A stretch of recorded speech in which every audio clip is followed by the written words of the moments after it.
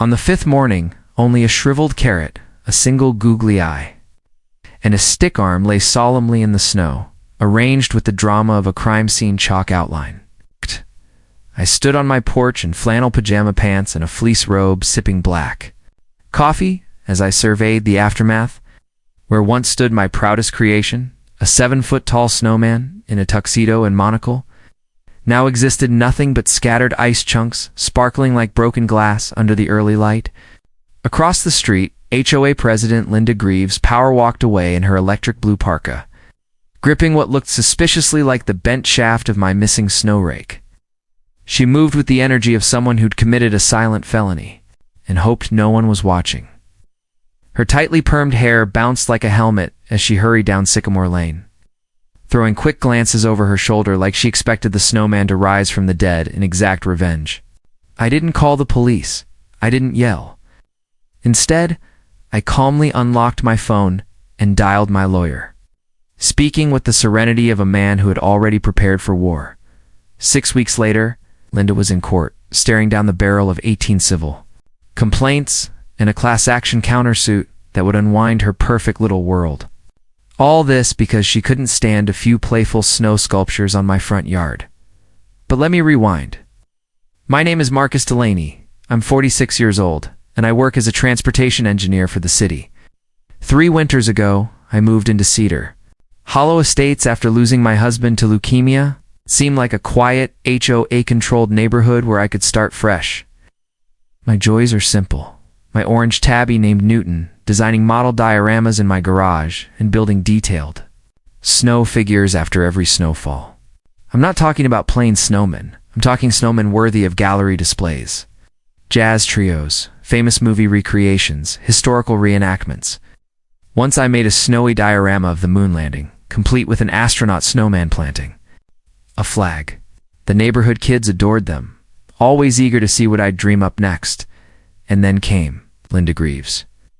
63, recently retired from a vaguely defined corporate compliance role.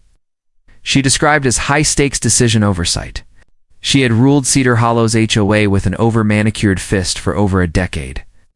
Linda had zero tolerance for what she called aesthetic disruption, her term for anything whimsical, creative, or remotely joyful. She cited HOA Clause 4.2.8.3-B, which declared that all seasonal decor must reflect balance, order, and restraint. My snowmen, she insisted, were chaotic and borderline performance art. She began her campaign with pastel-colored notes left under my doormat, lavender stationery with gold-embossed headers titled Friendly Reminder.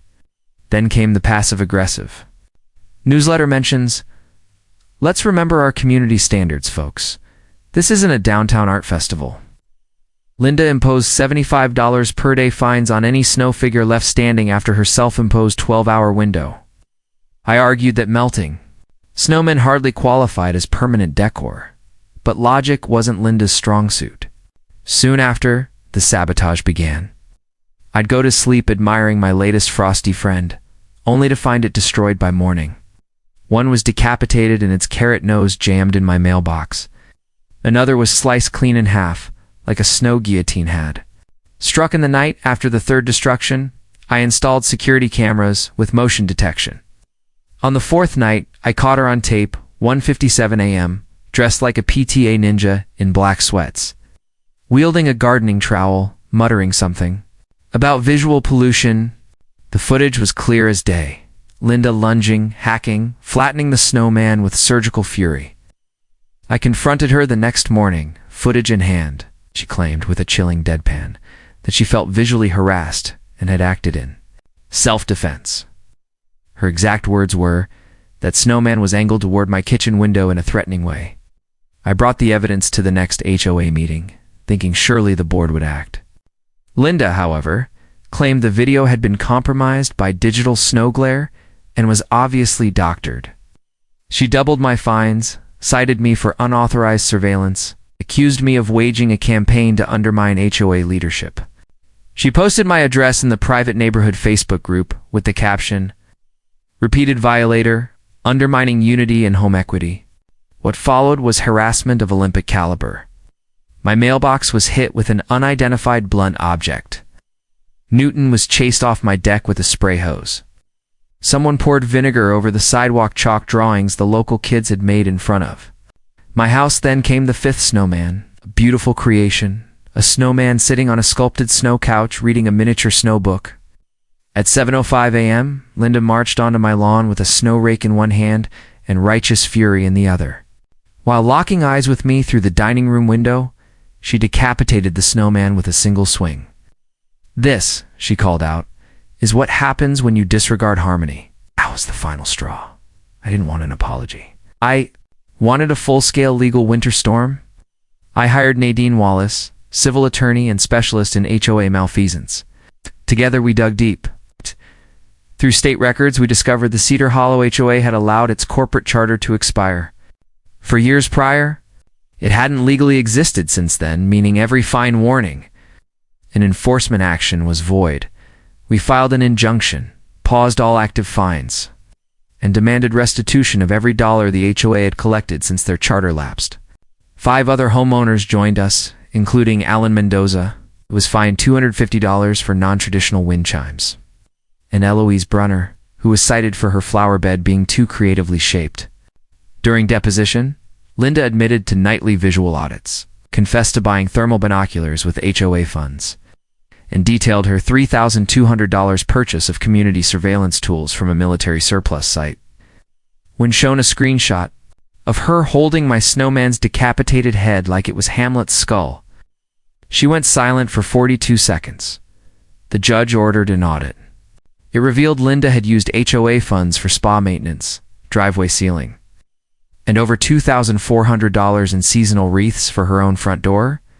HOA assets were frozen. At trial, she wore a robin's egg blue suit with a snowflake brooch, perhaps a misguided attempt at irony. She broke into tears on the stand, saying she was merely trying to uphold decorative dignity. The judge was unmoved. He ruled in our favor on every count. The HOA was ordered to refund $372,000 in improper fines. With interest, Linda herself owed me $21,300 in damages, legal costs, compensation for emotional stress. She was forced to sell her luxury mattress, her high-end espresso machine, and, most tragically, her 11,000-piece collectible nutcracker set, all auctioned to cover her debts. I went to the estate sale and bought one item, a novelty nutcracker wearing a snowman costume and holding a miniature rake. I paid $6 and placed it in my bay window, directly across from hers. The next morning, she stopped mid-walk, stared at it for a full minute, then turned around and went home. Criminal charges were separate. Linda was convicted of vandalism, misuse of community funds, and misdemeanor intimidation. She received 150 hours of community service specifically assigned to the town's annual winter carnival, where she would serve hot cider next to a snow sculpture contest. She was banned from HOA participation for a decade and fined $6,500. The day the sentence was read, Linda fainted in her seat. And that's how the Great Snowman War of Cedar Hollow ended. Not with a snowball, but with a gavel.